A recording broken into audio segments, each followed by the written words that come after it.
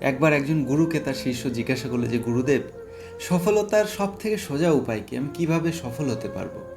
তখন সেই গুরুদেব তাকে নিয়ে একটি নদীতে গেল এবং নদীতে কোমর জলে নেবে তার শিষ্যকে মাথায় চাপ দিয়ে জলের নিচে দাবিয়ে রাখলো।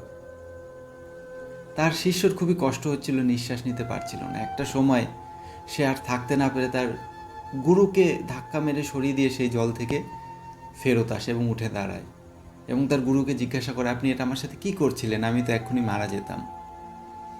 আমি আপনার কাছে সফলতার সূত্র জানতে চাইলাম, কীভাবে আমি লক্ষ্যে পৌঁছতে পারবো, আর আপনি আমাকে মৃত্যুর দিকে ঠেলে দিচ্ছিলেন।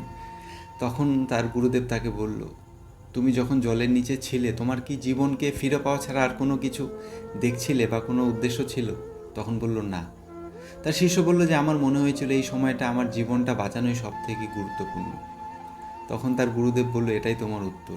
তুমি যখন সফলতার জন্য লড়াই করবে, এই জলের থেকে বেরোনোর জন্য তুমি যতটা প্রাণপণ চেষ্টা করেছিলে, তোমার সফলতা পাওয়ার জন্য তুমি ততটাই প্রাণপণ চেষ্টা করো। পৃথিবীতে এমন কোনো শক্তি নেই যে তোমাকে আটকাতে পারবে তোমার সফলতায় পৌঁছানো থেকে।